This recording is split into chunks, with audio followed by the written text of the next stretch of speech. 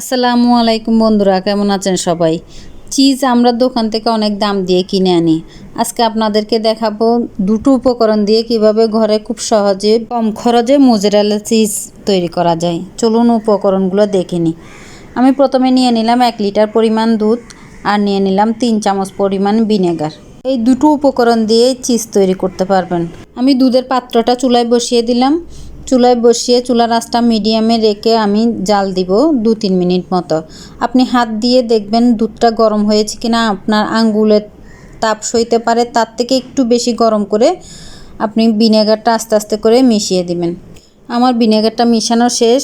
দুধের থেকে চিজটা আলাদা হয়ে গেছে। ওইটা আমি উঠিয়ে ঠান্ডা পানিতে দিয়ে ভালোভাবে ধুয়ে নিব, যেন টক ভাবটা না থাকে।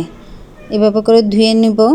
আমার ধোয়া শেষ। আমি একটা পলিথিনে করে ভালোভাবে মুড়িয়ে গোল করে একটা বাটিতে রেখে শক্ত কিছু দিয়ে চাপিয়ে রাখবো ঘন্টাখানিক পর আমি আপনাদেরকে দেখাচ্ছি। দেখুন কি সুন্দরভাবে আমার চিজটা হয়ে গেছে।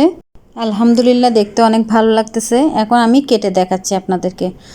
গরুর দুধ দিয়ে চিজ করবেন সবসময়। প্যাকেট দুধ বা পাউডার দুধ দিয়ে চিজ হবে না, তখন ওটা দুধের ছানা হয়ে যাবে। আমার গরুর দুধটা অত ভালো ছিল না, তাই আমার চিজ অল্প একটু হয়েছে। ভুল হলে ক্ষমার দৃষ্টিতে দেখবেন। আর আমার এই রেসিপি যদি ভালো লেগে থাকে লাইক কমেন্ট শেয়ার করে পাশে থাকবেন।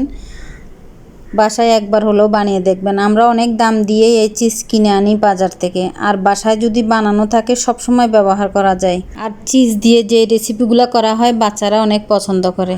আমি গ্রেটার দিয়ে একটু গ্রেট করে দেখাচ্ছি। দেখুন কত স্মুথভাবে হয়েছে। তাই চটজলদি বানিয়ে ফেলুন এই রেসিপিটি। সবাই ভালো থাকবেন, সুস্থ থাকবেন। ভুল হলে ক্ষমার দৃষ্টিতে দেখবেন। আল্লাহ হাফেজ। আসসালামু আলাইকুম।